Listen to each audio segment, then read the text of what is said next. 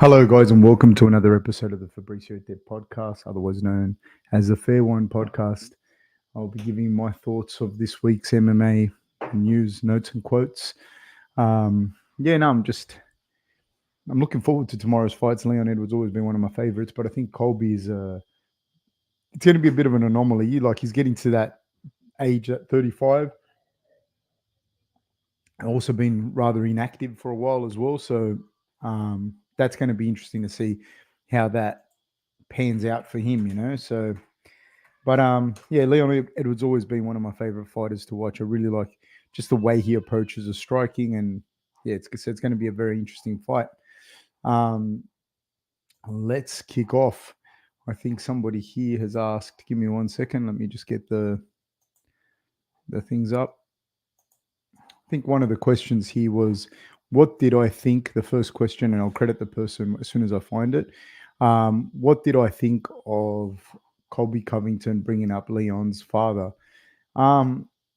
Obviously, man, I think like any normal person, you'd find, and I do think this. I think if you're normal, like, don't say to me, "Oh no, it's all in." If you're a normal person, dude, just watching it, that behavior is fucking. It is despicable. Like,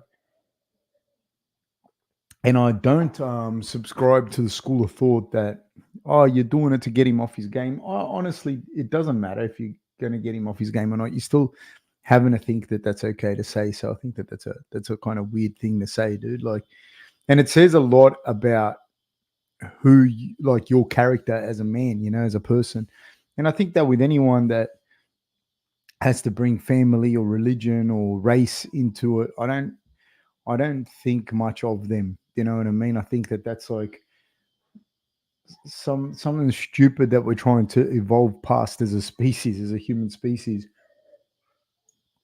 And at the end of the day, it's like, when you're saying stuff like, you work with people and people, like, they're people. So Leon will probably be fine. Leon's going to deal with it fine. But there's other people that are watching that have to deal with that. There's like, Leon's father had other kids, like Leon's father had a partner, Leon's father has a mother. Like, there's all these other people that are affected as a result of that, just so you can get your 2 minutes of fame. So I think, like, it's really sad, to be honest with you, more than anything.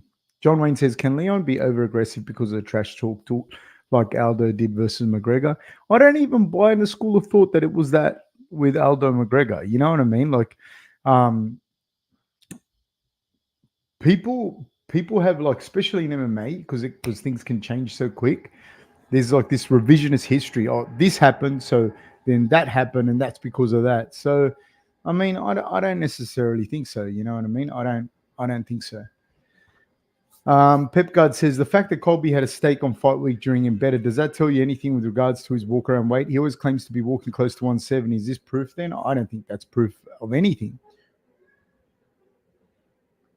I don't think that's proof of anything. John Wayne says, even if Shafkat wins, could his lack of English deter the UFC from giving him a title shot? Or do you think the UFC won't care as long as he fights like he normally does? If he goes out there and does an amazing performance against someone like Wonderboy, I think the UFC, like, he's definitely going to be up there for a UFC shot. Like, he's got a lot of wins. He's a very good fighter.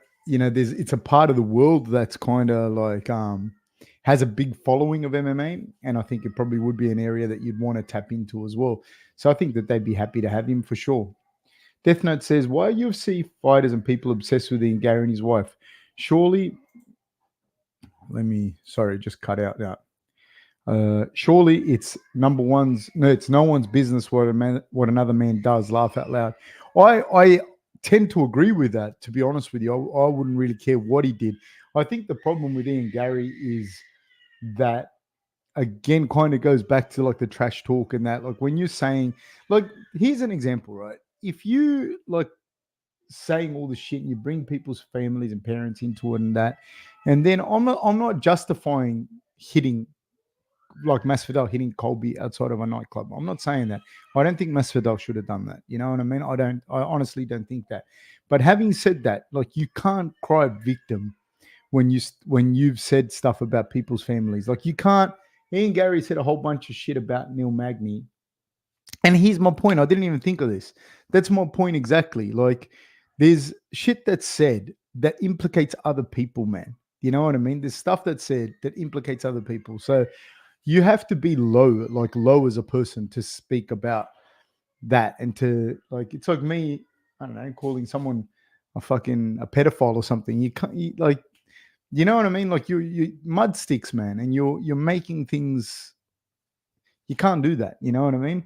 And you saw it in the Neil Magny case where it affected him outside of the fight world. So when you do that, you pretty much become low hanging fruit, right? Like, not a lot of people are going to have empathy for you. That's, you can't really have too much. I don't think Masvidal should have done what he did, but I don't have a huge amount of empathy for Colby if you're going to talk about people's families and parents and kids and all of that. And like when people say, yeah, but you're going to get to fight him anyways, it's beside the point of whether you're going to get to fight someone. Because let's say the guy beats you, that doesn't make what he said right. Do you get what I mean?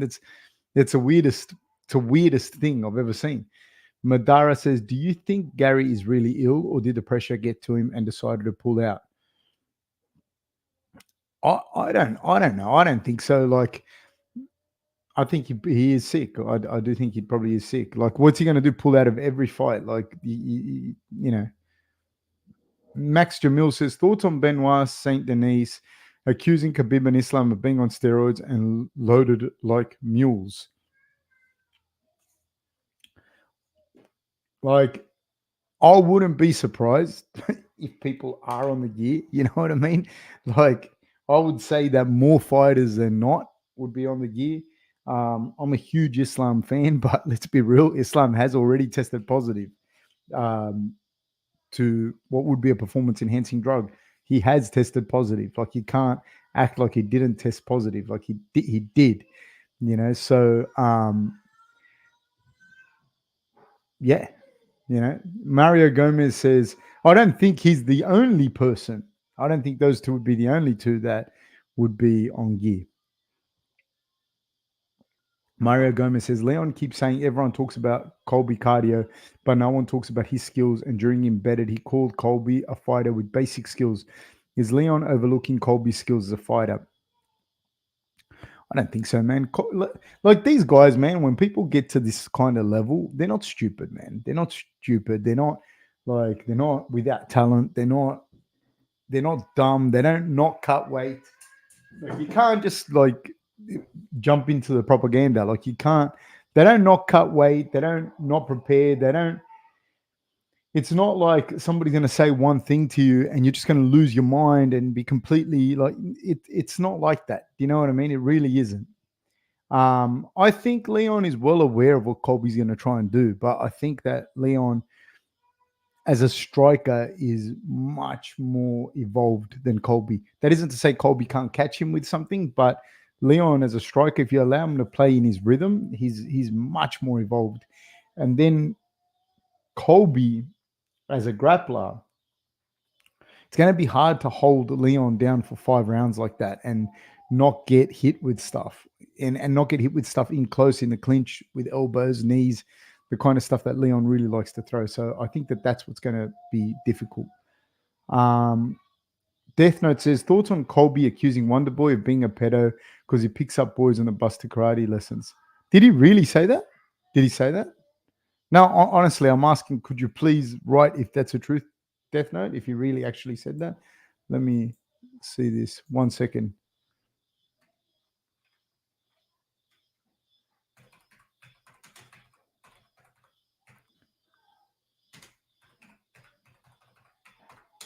Give me 1 second.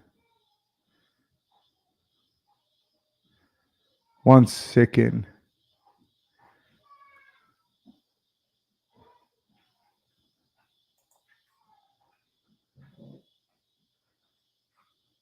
Yeah.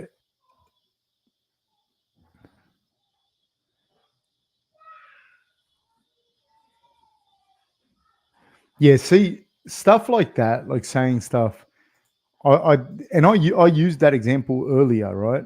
I used the example of that kind of thing earlier, but I didn't even know that he'd said that. And things like that, like People are running businesses. People are like, his family runs a business where he's in a karate school and that. So you accusing people of that, you're just putting that kind of stuff out there. It affects people that it's not just Wonder Boy. It's not like you making fun of Leon, because he mumbles or whatever. Like, you can do all of that. You can make fun of the way he looks. But when you start saying kind of stuff like that, that affects the people that aren't there. That's where, to me, you're affecting people that aren't there, dude. Do you know what I mean? That to me is sad, man. It's not. It's stupid. And so then you can't be surprised when shit happens to him. You know what I mean? And people don't have any empathy for him. Leon keeps saying he's on a 13-fight win streak despite a no contest with Bilal. Do you think that this is proof in Leon's mind he believes he won that fight despite it officially being a no contest?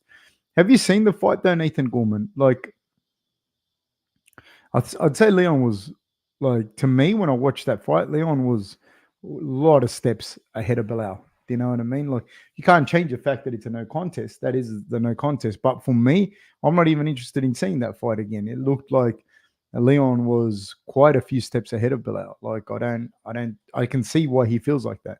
Harith says, thoughts on Islam wanting to fight Gaethje over Charles and Arman because he doesn't want rematches? Yeah, I mean, I can fully understand that. There's a big part of me that, if I was, again, when I answer these questions, there's different things, right? There's, like I say, like, one is, if I'm Islam's coach, what do I want? If I'm the promoters, what do I want? If I'm Islam, what do I want? These are different. And if I'm a fan, what do I want to see? These all probably have different answers a lot of the times. But I can understand, like, if he just fights Arman and Charles, like, these, again, more rematches, and it probably doesn't look as good on his resume as what he wants. You know what I mean? He's beaten these guys. Why does he want to do that again for? So I can understand, because in the rematch, you're really only given the opportunity to the other guy. You've already won. You could sit on that win. So I get that, and I think Gaethje is not an easy fight, anyways. Kenzo Tenma says, thoughts on Dana White and Lorenzo Fertitta and leaked text about Eddie Alvarez and Gilbert Melendez. It shows that they really think about fighters like trash rather than human beings. I think in those scenarios, you got to, like, I'm not sticking up for him. I'm not saying it's right, but I'm thinking, like, why would you think that they think otherwise is what's beyond me. I don't understand why you would. Where is the evidence to suggest that they would think otherwise? John Wayne says, do you think people respect and like Strickland because they think like him but don't have the courage to say those things out in the open? I think people like and respect Strickland because he's the champion, because he won. People follow people that win. People follow people that they perceive to be strong. I actually like Strickland. I've always liked Strickland. He doesn't seem like a horrible person or anything like that. He just seems like I think he plays up to certain things, but he doesn't seem like a bad guy ultimately at the end of it. I'm not saying he's necessarily my type of guy, but he doesn't seem like a bad guy, and he seems like a pretty genuine guy, actually. So even though he wouldn't be like me, I think that I'd get on with him. I like people, me personally, I like people where where you stand with people, and that I appreciate that. But as far as what people like and respect, they only like and respect you if you win. You can win, right?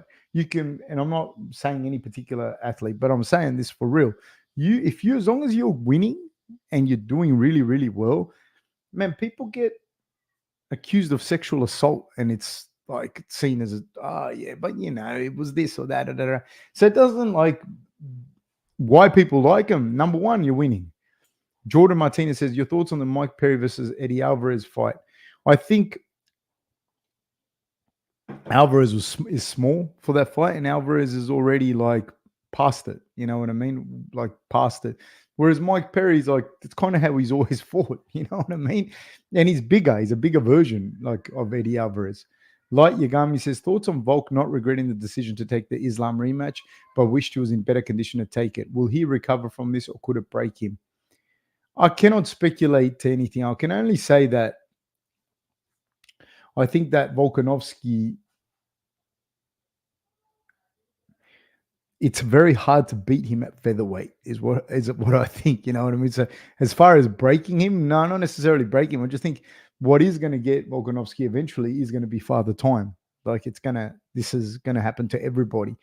But it's very hard to beat him at featherweight. I do believe that at lightweight he loses, and I've said this many times, the mechanical advantage. You know what I mean? That he enjoys at featherweight, in that being just a monster, dude. At featherweight, dude, like at featherweight, you can't even begin to fathom the strength that guy has, coupled with his cardio and his technical ability.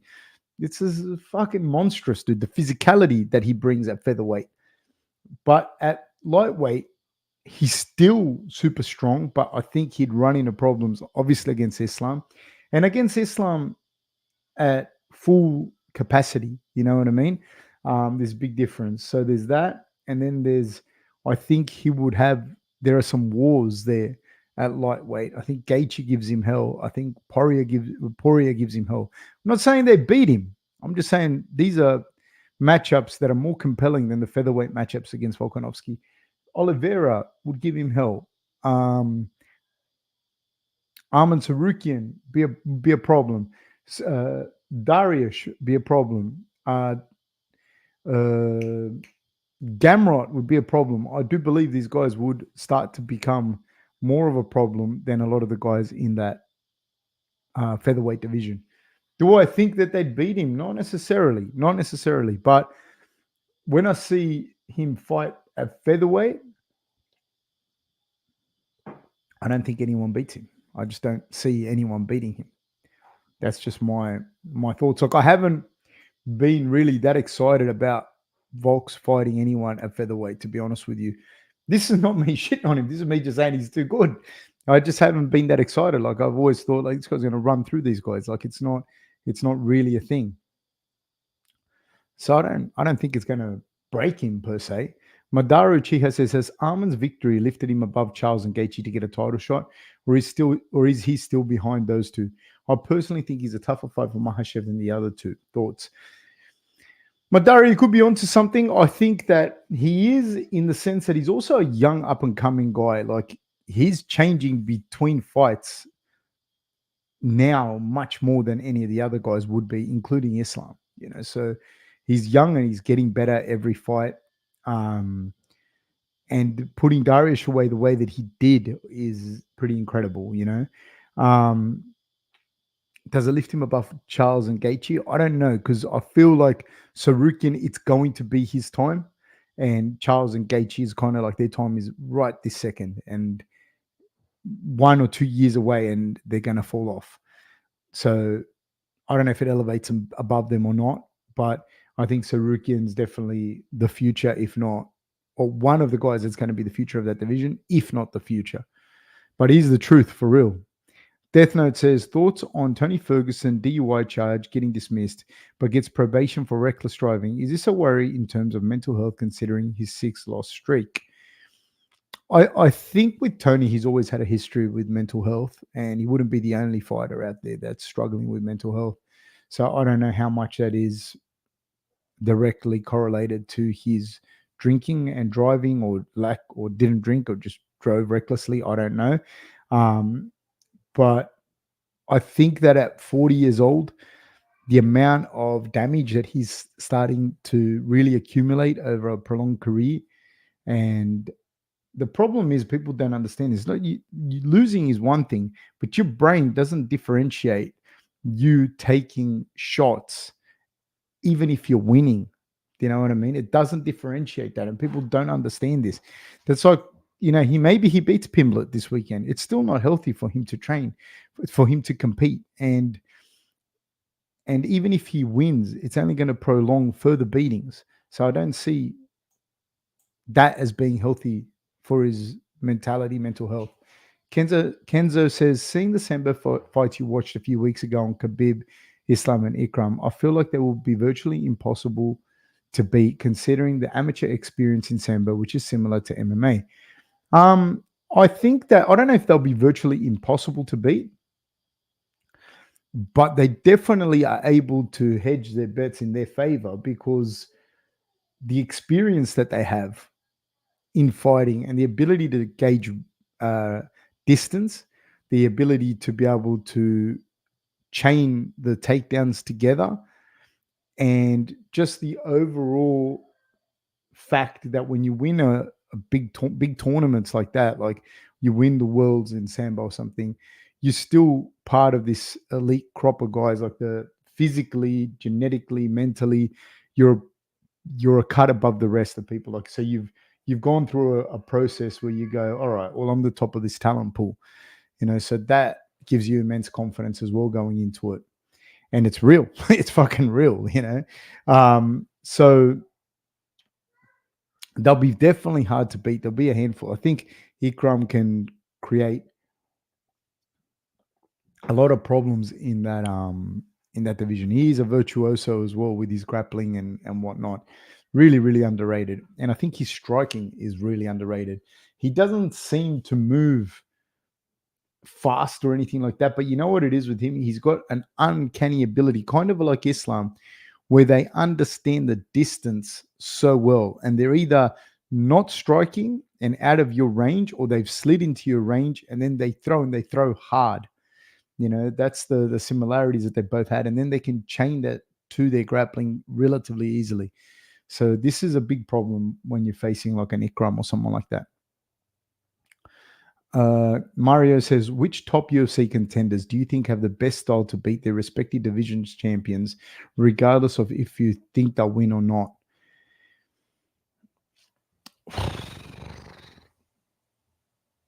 I think Aspinall, let's say John Jones is the champion. Let's, for argument's sake, I think Aspinall is a guy that can do that. They can really do that. I think at light heavyweight, there's a few heavy hitters in that division, Jamal Hill being one of them, that can cause a lot of problems for Pereira. And the other guy that recently called him out, I think that most times out of 10, Pereira beats Khalil Roundtree, but Khalil Roundtree has a lot of power, and Pereira does get hit in those exchanges, and he's got like special power as well. So that would be an interesting fight to win, to watch. I definitely think Pereira gets it done, but Khalil would be a problem for him just for the sheer power that he can throw, just that. And then at middleweight, who's the champion? Strickland. This is going to be a bit difficult because I'm not sure what happens with him. Dricus is going to be interesting to see, but there's a whole bunch of guys at middleweight that can beat each other, and there are guys like Ikram, and I think Imavov is up there as well. Imavov's loss against Strickland hasn't aged bad. Imavov didn't do that badly against Strickland, and that was on short notice, and you kind of start to realize that that's how good Strickland is/was. I don't think Cannonier beats Strickland again. I think Strickland has just kind of upped it a little bit, and he's got a good understanding. So middleweight, there's a whole bunch of guys. At welterweight, to beat Leon, I'm interested to see Shavkat. I am, if he can get past Wonder Boy. It's going to be interesting actually to see how he gets past this slick kind of striker that is Wonder Boy, if he can get past him. But Shavkat is definitely a problem there. And I think, man, there's some interesting matchups there at middleweight as well, because I do think Ikram is going to be a bit of a problem for people, man, in that division. And I think there's a whole bunch of guys, there. Imavov, Bo Nickel. There's another fellow. Let me get his name up. And he's fighting soon. Yeah. He's fighting. Who's he fighting? Yeah, his name's Kizriev. And he is fighting Mahmoud Muradov. So it's going to be a crazy fight. That they're fighting on the 2nd of the 3rd, 2024. So that's going to be a very, very interesting fight to see where that guy is. Because Kizriev's not without talent. I don't think that he's going to go the whole way. I just don't see him doing it. But he's going to be a problem for people. And then what have we got there? Welterweight. At lightweight, there's just there's a handful of those guys there too that we've already kind of spoken about. I think any of those guys could give Islam a run. But I do think Arman would be a problem, could be a problem. I don't see anyone at featherweight beating Tapuri. I mean, could beat Volkanovski in theory, but I just don't see it happening. At bantamweight, what was a fellow's name that I think is a bit of a dark horse in the division? Give me 1 second.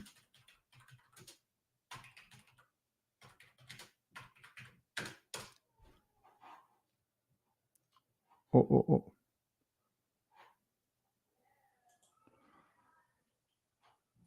Give me 1 second, guys. I'll look this guy up. Bantam. I can't think of his name. I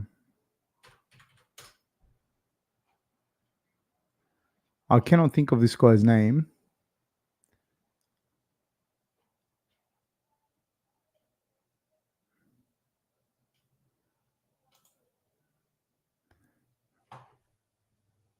Yeah, Rinya Nakamura, I believe, is going to be a fucking problem at bantamweight. And flyweight, I wouldn't be able to tell you. I'm not going to give an honest answer because I'm not sure necessarily. Like, that's a little bit. Yeah, I don't know. I can't tell you flyweight, but that's my breakdown on those guys. Nakamura is a fucking problem. Nathan Gorman says, a few years ago, Tony Ferguson's wife filed many complaints regarding him. They were pretty horrifying stuff. Do you think more needs to be done to help MMA fighters with CTE and all that stuff? Yeah, but people have to like genuinely give a shit. Like, you can't.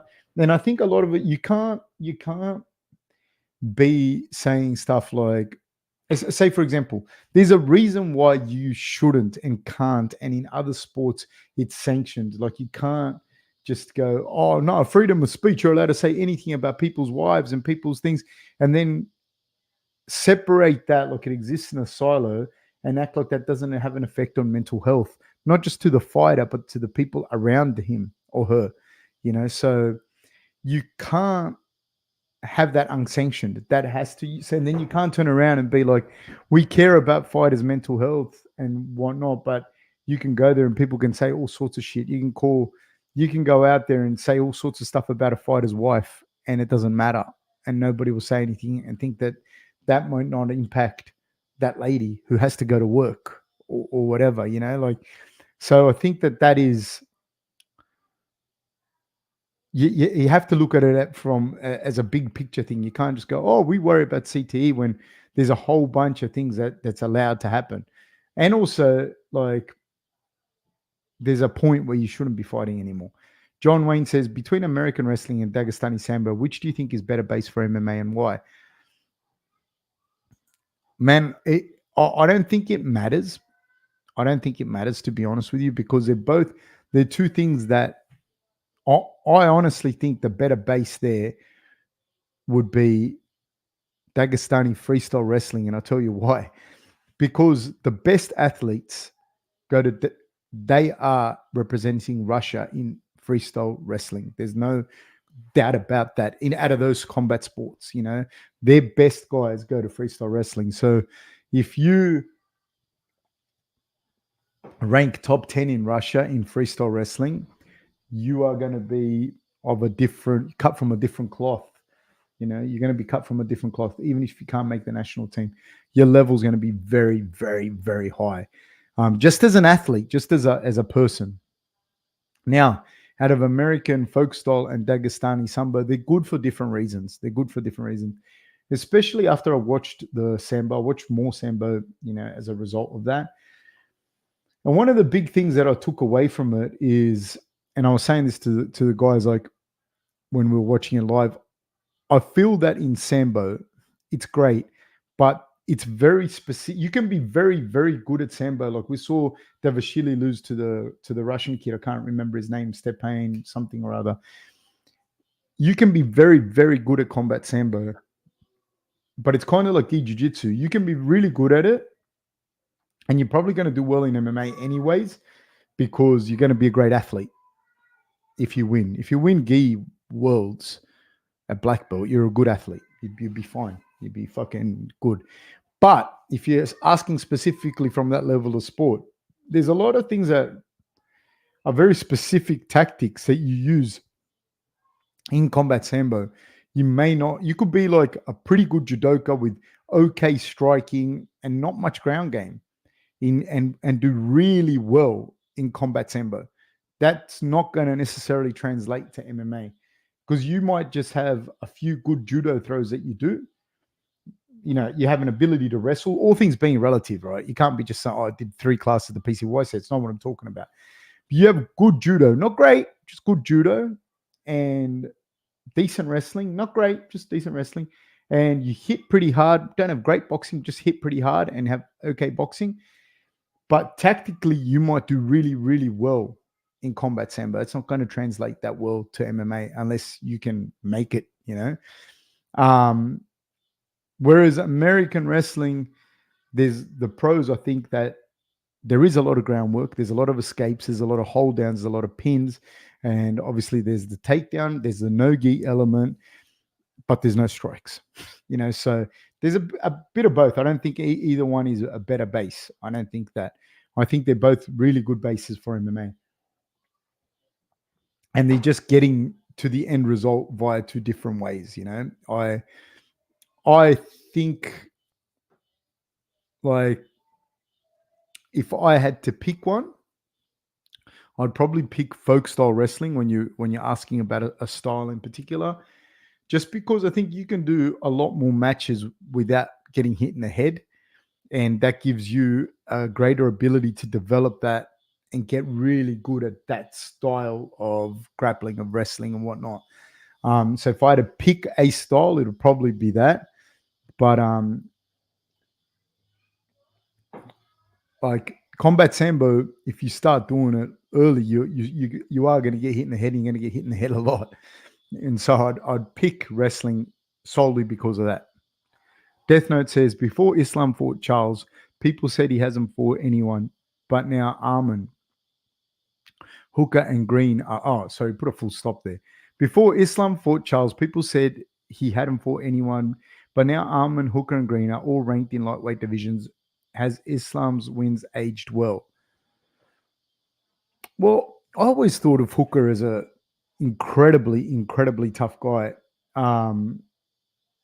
He's beat Volkanovski twice, has Islam. He beat Armin. He beat Charles. Hooker's incredibly tough. Bobby Green's like tough guy, is always in the mix. Thiago Moises as well, tough guy. Not necessarily upper echelons, but definitely Armin, Oliveira, Volkanovski twice. Like, he's fucking good. Jordan Martinez says, thoughts on PFL owner saying a $15 million offer still stands for Nate Diaz. I personally can't see Nate fighting in MMA without UFC, but $15 million is life-changing thoughts. I think if it's a legitimate offer for $15 million for Nate Diaz, Nate should and would and will take it with both hands. Madara Uchiha says, thoughts on Senko as a commentator. I personally think she's better than most commentators. She doesn't make jokes on air, like Bisping, DC, Rogan, etc. Thoughts on her? I'm sorry to be a little bit kind of vague with this answer, but I don't really get to hear them commentate that much because when I do the podcast, I can't hear what they're saying. But I do sometimes watch the fights, and I do sometimes watch. I'm not going to name who I think, but I do sometimes watch the fights with the volume on, and I'm listening to the commentary, and I think, like, I don't think we're watching the same fight. I think sometimes the commentators, for whatever reason, I don't know if it's like a real bias or if the UFC are pushing a particular fighter sometimes. Could be both. It could be a personal bias, but it's weird. Like, it's like weirdly, like I'm watching fights sometimes, and a dude's throwing some leg kicks, right? Dude's throwing some leg kicks, and he's moving about. The fight was what's the fight? The fight Gutierrez when he's fighting. Because what happened last weekend, I didn't run I couldn't do the podcast because I was in hospital. I had heat stroke, really, really bad heat stroke, because I ran this gym like back to back all day Friday, and then Saturday morning I was back at it. I couldn't rehydrate. And Australian heat and sun is no fucking joke, right? And I just got really bad heat stroke, really, really bad. Ended up in hospital. And so I watched the fights on Sunday, but I didn't do the thing. I didn't do this. And so I got to watch it with the commentary. And I can't remember who was commentating. And I was listening to him. And if I was watching it if I was listening without watching the fight, I would have thought that Gutierrez was doing a lot better against Song Yadong than he was. Like I feel that Song wasn't doing his best. He wasn't performing at his best. I didn't think he sat behind the jab. I think he made it more of a fight than it needed to be against Gutierrez. Fair. But Gutierrez wasn't winning this fight. He wasn't winning the fight. It wasn't close. It wasn't like when I was listening to him, it was fucking weird to me.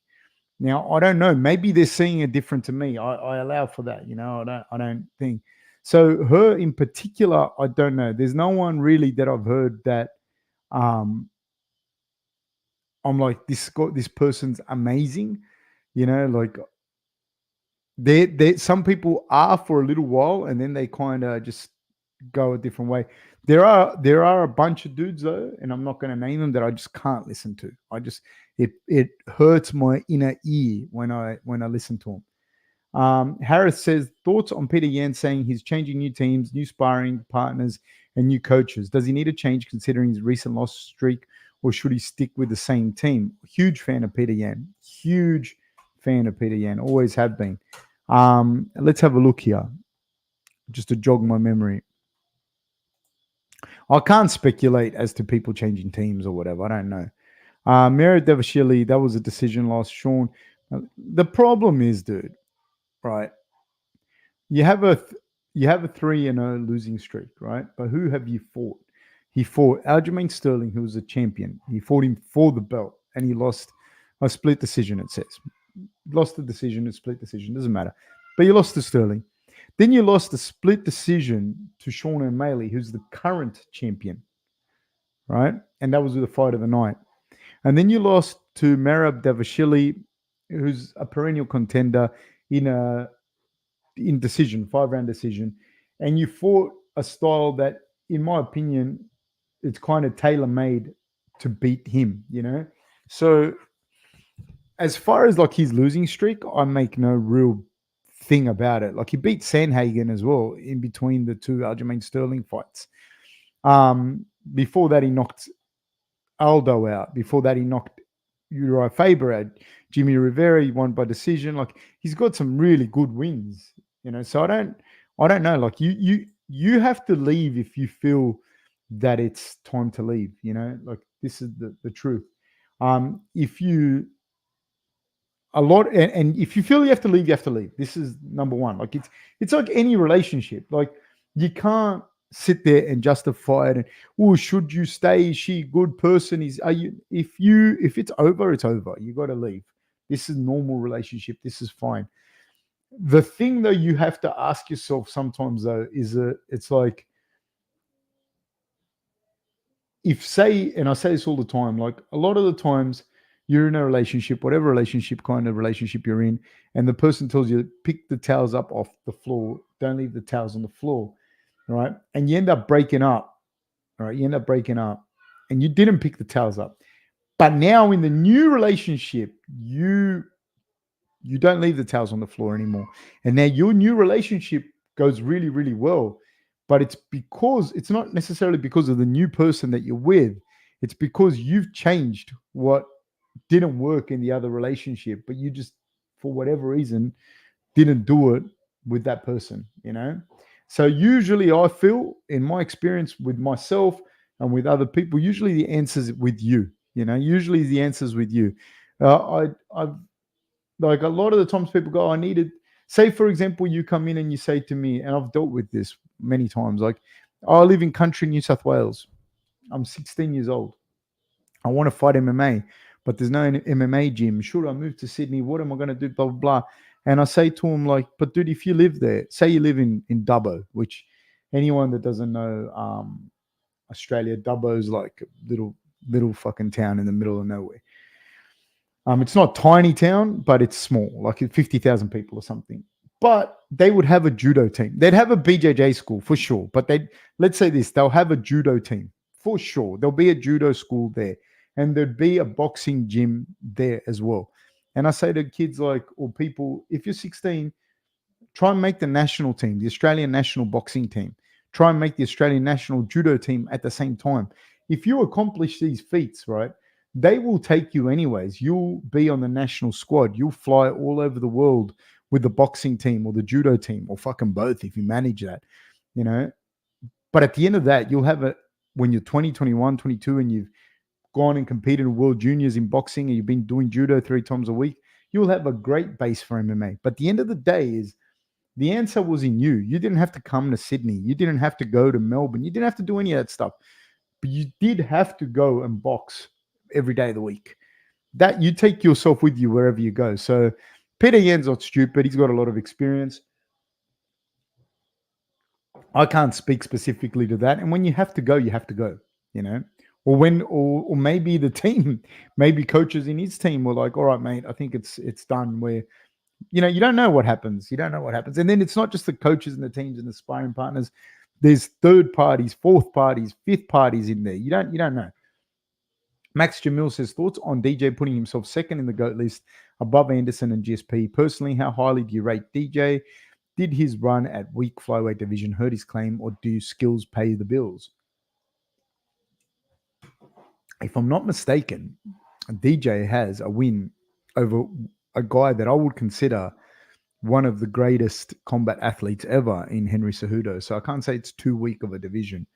I mean, yeah, that's fair enough. Like, I mean, it's up to him. Who did rate above himself? John Jones. I don't know that John Jones has a big fucking asterisk next to his name, you know? Yeah.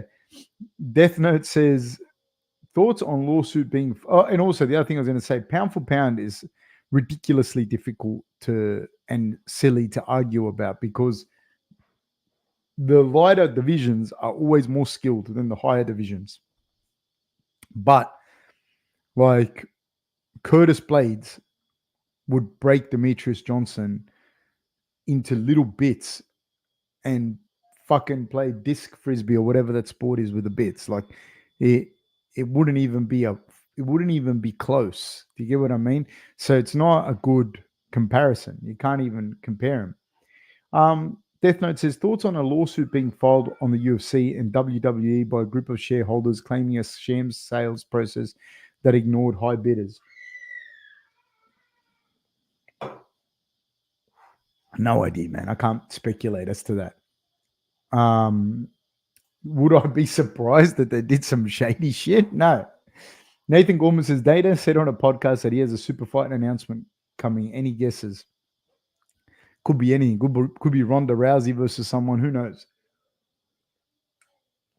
John Wayne says, thoughts on Colby saying Dustin got him kicked out of the ATT gym, and what are your overall thoughts on beefs in the gym? And if you were Dan Lambert, what would you have done?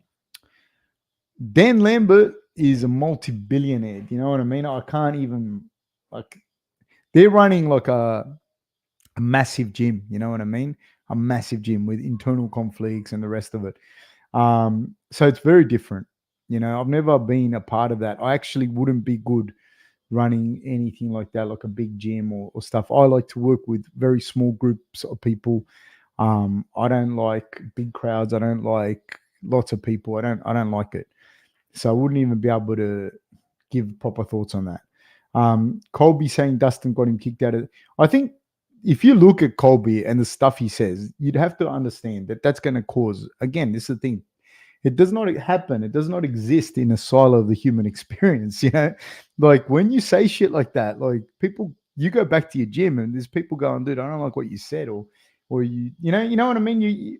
You're saying polarizing things for a reason, and there's going to be a fallout from that. It's hard to manage that as it is, you know, people that fight for a living. It's hard to manage those egos just just that by itself. No one wants to be the whipping boy.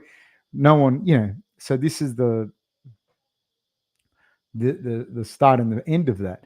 I think it depends, man. Because for me, I am a very value driven person. Like I'm not going to work with someone whose thoughts and values are completely separate to mine. And I'm not saying anyone's right or wrong. I'm just saying it just wouldn't work for me. So that in and of itself wouldn't work. Like I couldn't work with someone that's going to be insulting people's wives and kids and shit. Like I just couldn't do it. So that's my thoughts on that. Jordan Martinez says, thoughts on Anthony Pettis ranking BJ Penn as lightweight GOAT. His top 5 is BJ Penn, Henderson, Poirier, himself, and Khabib. In that order?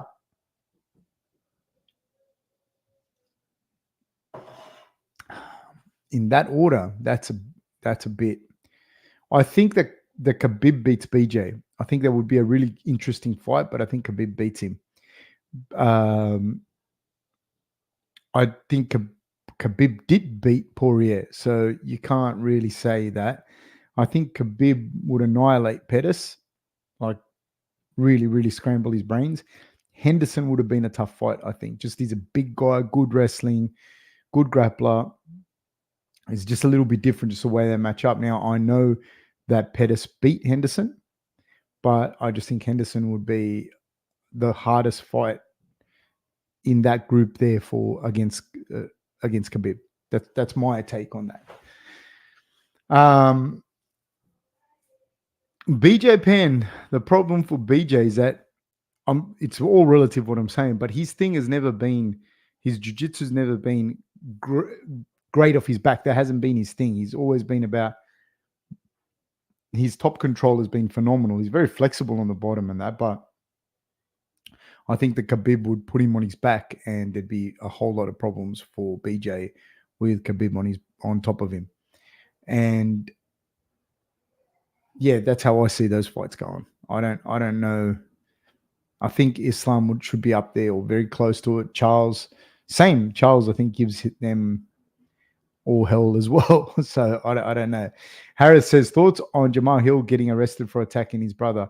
It's hard, man. It's fucking hard. Family things are hard, dude. Like it's hard because when you deal with family, man, you have like just levels of triggering shit between them. Doesn't mean you don't love them. Doesn't mean they're not good people. But a lot of the times with particular family members could be man. If you don't know what I'm talking about, then God bless you. Good for you. But a lot of the times it's either you're with it could be with both, could be with all of them, could be with one. But you'll have triggering like a normal conversation. It doesn't start from where you think it's starting. So say, for example, I've got a problem with my brother and I've got to talk to my brother about $500 that he owes me. But it's not starting there. It's starting at triggering things that have happened to both of us, with both of us, our whole childhood, that everyone's been carrying if it hasn't been dealt with properly. So I think it's hard to comment. I can't speak on that, and I don't like to make fun of stuff like that, because family stuff, man, this is what I was saying earlier. Like there's stuff that affects people deeply, like further than that, so just being allowed to say it, I can't imagine being allowed to say that in any other league, like where you can just go call someone's wife all sorts of names, and not be sanctioned, and you should be sanctioned. Like there's a reason why you can't. That's not called freedom of speech, because your freedom of speech ends where somebody else's basic human rights begin. So just because I think certain things about certain groups of people, I can't just go and insult people. That's not freedom of speech. I can't just incite violence just because I think it's a freedom of speech. Like, nah, even just generally, I can't. My brother can't introduce me to his wife, and I think, oh, she's a bucktooth fat bitch, isn't she? What? I'm just being honest. That's my truth, not necessarily his. I don't need to voice that.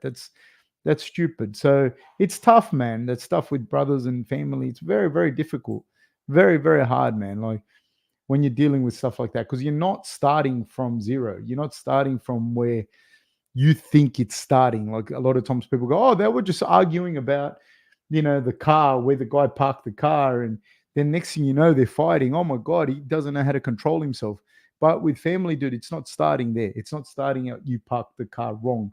It's starting maybe when they're fucking little kids in the bedroom, not sharing a bedroom and not respecting each other's space or whatever. And the mum always taking one kid's side, or he being the favorite, or you know what I mean? You don't know, man. It's difficult. It's so difficult. Madara says, thoughts on Armin's comments on Green, where Armin said he was glad he suffered extra shots. Yeah, I don't know the background between them. I don't know what happened. I don't know. Death Note, safe to say they're never going to fight. Death Note says, thoughts on Chandler being frustrated by Connor delaying at tactics. He thinks Connor is trying to wait him out. It would certainly seem so. It would certainly seem so. Pepguard says, do you think there are limits to technique? Like if you're going up against a guy who's bigger than you, do certain techniques not work? Or is it all about timing at the end of the day? It is about timing, dude.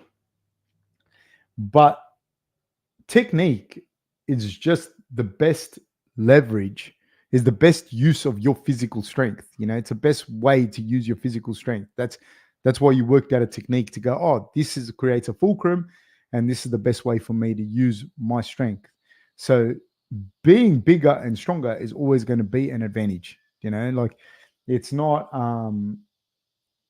ever going to be in your benefit to be the smaller, weaker guy. Now, if someone knows nothing and you know a lot of technique, you can overcome this, but it's not in your advantage. It's not to your advantage to be the smaller, weaker guy.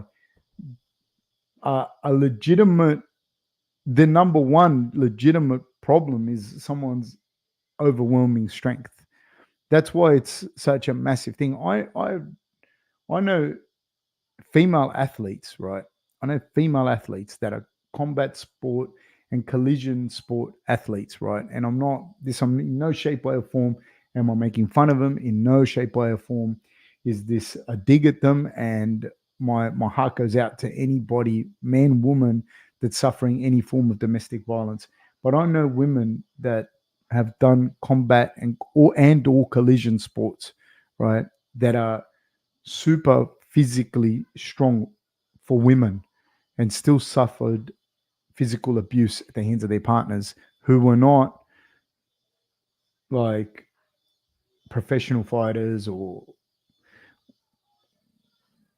anything incredible. You know what I mean? Like, and so it just goes to show you like the different, like, yeah, the physical strength is an overwhelming advantage. So you have, the better you are technically, the more help it's going to be. Now when you couple that with being physically strong, and then not only physically strong but being athletic and having the cardio to go along with it, it's going to up your chances of being able to apply your technique. Otherwise, you're not going to apply your technique. You're just going to get squashed and you're going to get fucking smashed. This is real. This is the truth. Like, it's not, there's no, like, this fucking I run a BJJ school, Portal Jiu-Jitsu, the rule, right? I run a BJJ school. I'm a BJJ black belt. No, I'm not shitting on BJJ, but it's the worst marketing scam that I've ever fucking come across, where they'll go, it's a technique that was made for small people to beat big. And I think, no, because that's the same as any martial art, dude.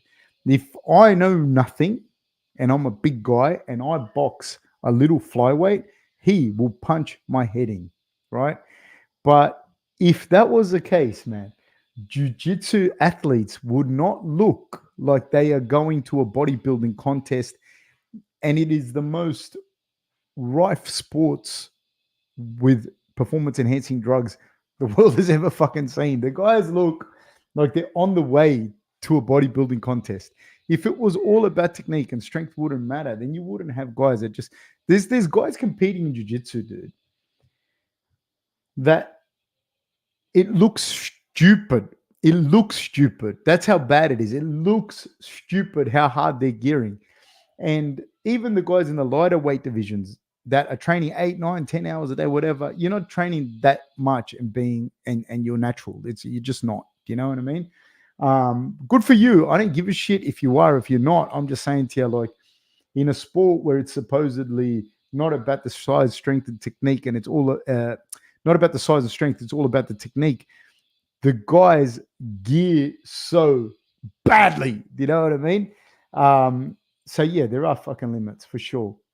John Wayne says, do you foresee any new evolution in matchmaking in the future? For example, last several years we've had champs versus champs. Is there anything else that the UFC can do to spice things up? It depends. It depends what you want to see. Like, I think they're always going to go with whoever makes the most noise, because a squeaky wheel gets oils and gets bums and seats. So I think it's going to go more and more towards entertainment. I would like to see it go more and more tournament style, but I don't think that the tournament style is going to sell in as much as it does to the casual fans to have people that talk and that make a lot of noise. That's my opinion.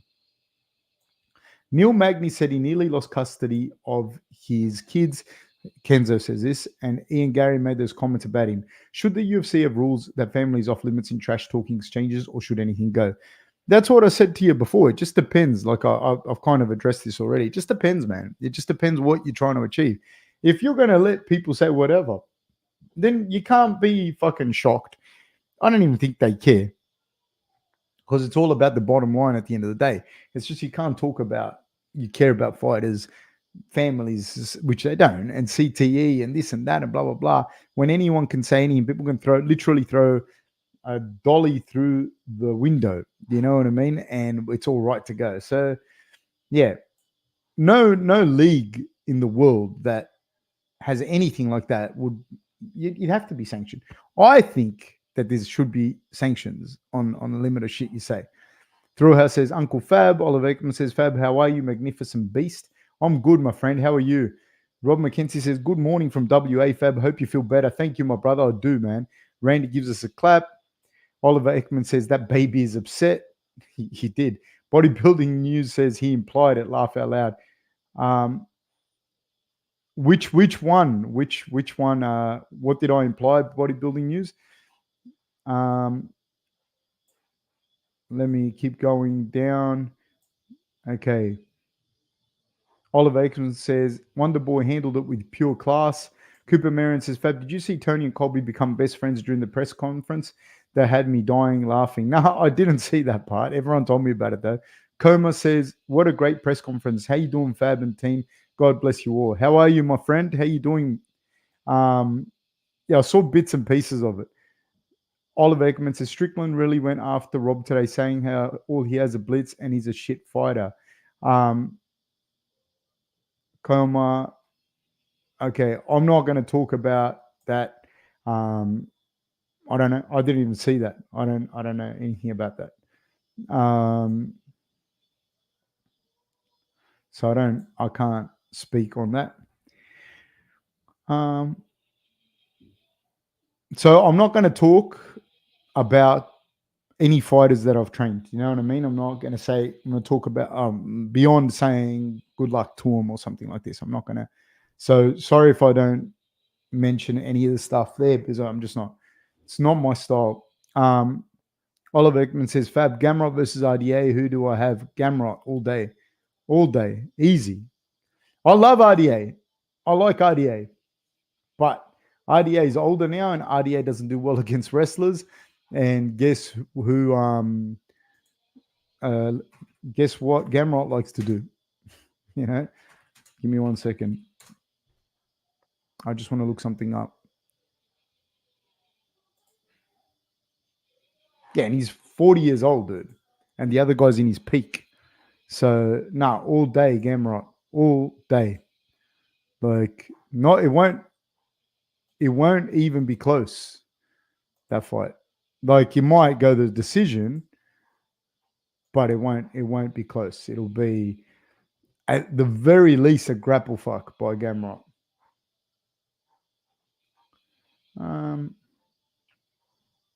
Coma says, yeah, again, like I said, I'm not going to talk about any of the fighters that I think. Rob McKenzie says, are there any studies on CTE in the MMA community? I would imagine that the problem with the studies in MMA, with CTE in MMA, it'd be hard to have longitudinal studies on a sport that's relatively young. You're probably only just starting to see some of the injuries that have occurred, and then I don't want to get. I'm going to leave this one alone. Coma says, and just a suggestion for Fab's editor: cut out clips from these live streams and put them up as short videos. It will help the channel get more views. On that, Coma, guys, if there's, I'm going to be honest with you, I am judge, jury, and executioner on that.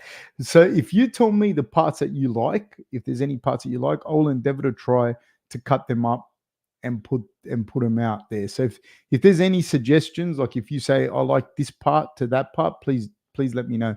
If you haven't already, guys, please like and subscribe to the channel.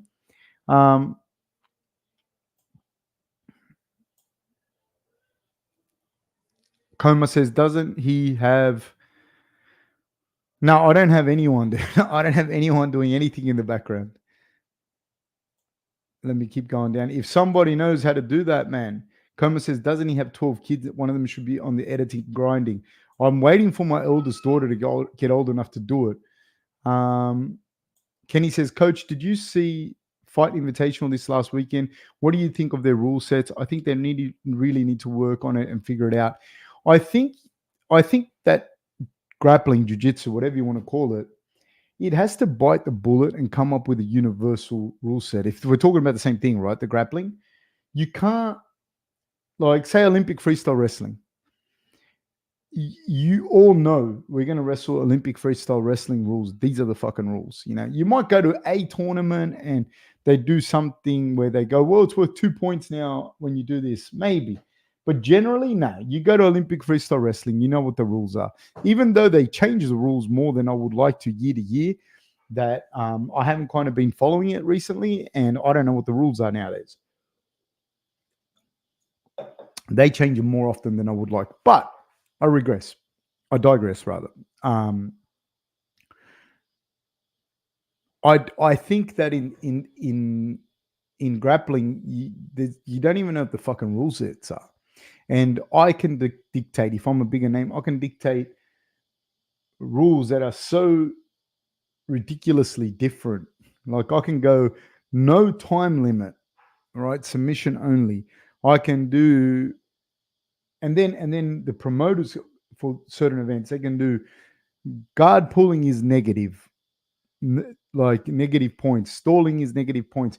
Blah blah blah. There's so many different rule sets. Like I think they have to just bite the bullet and figure out whatever rule sets is going to work for everybody and just go with that. You know what I mean? Just go with that. Because otherwise it's very hard to follow, dude. I like grappling a lot, but I can't follow it, dude. I can't follow it because I don't know. And then there's so many people that are good at a whole bunch of different styles. There are guys that are really good at no rules. There are guys that are really good at this. There are guys that are really good at that. But end of the day, you run, if you're a 100-meter world champion, there isn't like, there are some events like gala events is what I'm saying, but nobody gives a shit who's a 150-meter world champion. Nobody cares. There are races for it, but you're either the 100-meter world champion or you're the 200-meter world champion or you're the 400-meter world champion. These are the Olympic distances. There's a indoor 60-meter champion. All right, cool. But these are the things. You can't be the 73.5-meter champions. Just me and my mate ran, and my mate's got one leg. Like, no, and I'm the world champion. No, that's not how it works. Yeah, that's what I think. I don't think so. And then there's like, say the EBI rules. I'm not bagging the EBI rules, but like, you then play to those rules. Like if you get really, really good at stalling it out, you got to be good enough, don't get me wrong, to stall it out, to get to the last part where it's now you grapple out of the situation, the back or the armbar, and you get good at these things. Then a guy that's not as good can beat a much better person.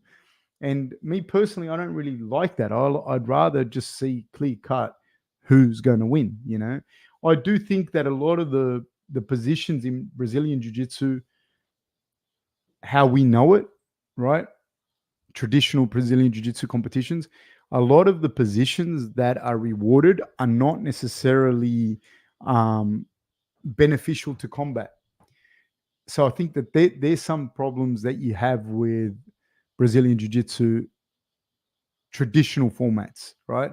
It's not the best kind of there's just some of those positions where I'm just like, you can't pull guard, in my opinion. This is just my opinion. You can't pull guard and win by some sort of fucking advantage after you've been on the bottom for 8, 5 minutes, 10 minutes, whatever it is, depending on the belt that you are, and win. That's not conducive of combat.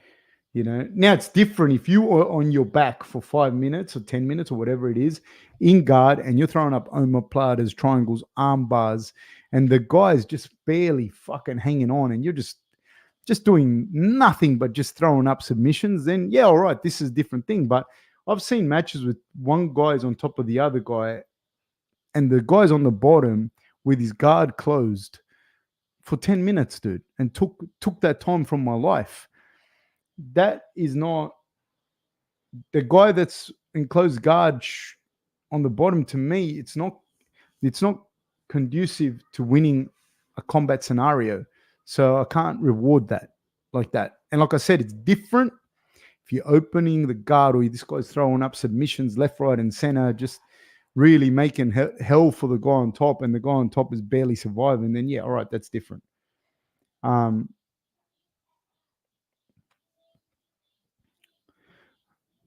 Heath Perry says, "Hey Fab, hope you're doing well, mate. Just want to know who's your favorite fighter. Cheers." Oh, I got different fighters from different eras, mate, and different weight divisions.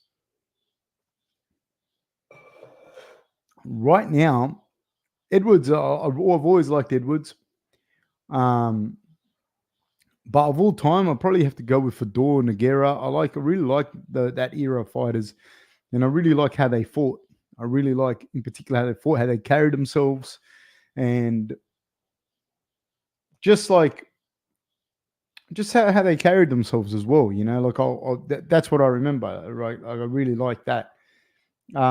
Oliver Aikman says, like when Conor was getting smashed by Khabib and Dominic Cruz was saying that he was trying to tire Khabib out, laugh out loud.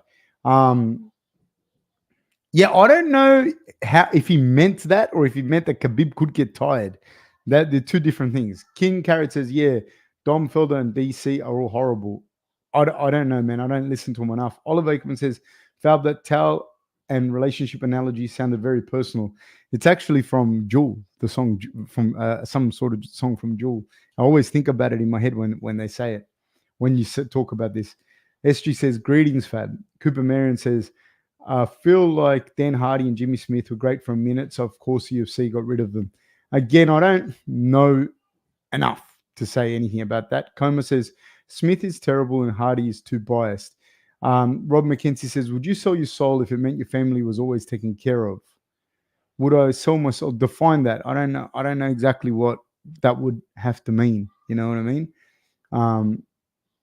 Cooper Marion says, if the pound for pound rankings were really based on skill, it would just be 135 top 15 or 125, 135, up to maybe 145. Bodybuilding News says, traps to their ears. Yes, sir.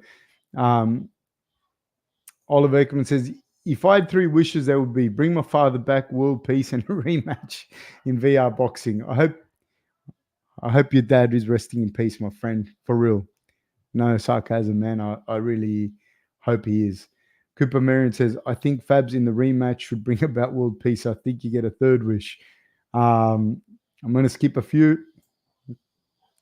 Oliver Ekman says, basically you're saying pulling guard is pussy shit, right, Fab? No. I don't think it is. But I think you have to do something with your guard. You know what I mean? I think you have to do something. And that's what I'm saying. Like, you have to have rules that are conducive to combat. That's what I would always go back to, I think, in my opinion. For the most part in a given sport, right? Like, I would say most of it that is around fighting should be conducive to you winning a fight. And if you on your back and you're not doing anything, you're not going to win a fight. This is thing. So you can't, yeah. Rob McKenzie says, sell out against your personal feelings, i.e. McDonald asks you to promote unhealthy food for $15 million. It'd depend, dude. This is honestly like, because I'm not a wealthy man. That kind of money is intergenerational wealth difference, right? And it's not the same. It's not the same thing. You know what I mean? It's not the same thing as me saying, for example, but if you ask me, would I promote healthy food for 2 million instead of unhealthy food for 5? I'd rather promote healthy food for 2, if that makes sense. Because no one's asking me to promote fucking anything for any money. So it's between $0 and $15 million. You know, it's intergenerational wealth is a big difference. Cooper Marion says, I feel like B team is a really great philosophy for guard. Should be used for sweeps, wrestling up, or a submission if it's there, but no hanging out. Yeah, I don't think that you can sit in guard if you're thinking about combat, you know. Heath Perry says, would you rather fight 1 Tom Aspinall or 4 Cejudos? No, it wouldn't matter, man. It wouldn't matter. I get my ass beat regardless. Manny says, you think Roy Vallard's improved enough to beat Pantoja? No. Because Pantoja's just recently shown how good he is against Moreno. And if you saw the fight, even though it was a long time ago, but both Moreno and Pantoja out-grappled Royval. So I don't think so. Royval's dangerous because he's so long and he throws stuff that's outside the box at you. But yeah, different animal. Robin McKenzie says, how's the bees? Good, man. Good. I gotta see what's happening. I got to see what's happening with them soon. I got to add the new boxes and that because I think the hive's starting to get full. Cooper Marion says, how many 5-year-olds do you think could take before they overwhelm you? Say a playground full of children just flipped on you. Nah, 5-year-old, just normal 5-year-old kids. They couldn't stop me. I got a 4-year-old, man. She's like a little tiny little kid. But I will say this, I do on the mats, I play mat rugby with a class of 3 to 5-year-olds. So I run a class from 3 to 5s. And now that they're starting to understand like how to put the hooks in and they understand they got to immobilize a limb. Like if there's 5 or 6 of them and I'm on my knees and they're allowed to stand up, sometimes they stop me, if I don't get mad, obviously, but they stop me from getting from one point of the mat to the other. Unless I go mad. Of course, I could go mad and hurt them, but they're surprisingly strong. And if they've got a little bit of a collective understanding of what to do, it's so much harder. And it's funny because my daughter, my eldest daughter, because she always goes to the class, she's in that 3 to 5-year-olds, and now she's starting to be one of the older ones. She has a really good understanding of what people have to do. So she becomes a bit of a general, and people grab my legs, jump on my back. Yeah. So it's just a funny thing where you watch people do their thing like that. Cooper Marion says this is all at once. So eventually it's going to be like 10 children trying to drag you down. The reality though is if you crack one of them, and the rest aren't going to want to do it. Oliver Aikman says no mercy on the 4-year-olds. No, it's funny, man. It's funny. It's really funny how far they can go with it. You know, like how much how much effort they can put into that position. You know what I mean? And how much they can do to stop you. It's actually quite interesting. Guys, join me tomorrow for the fights. Thank you so much. Please like and subscribe and share if you haven't already. Thank you so much, guys. Big hugs, and I'll see you guys tomorrow. Take care. Thank you.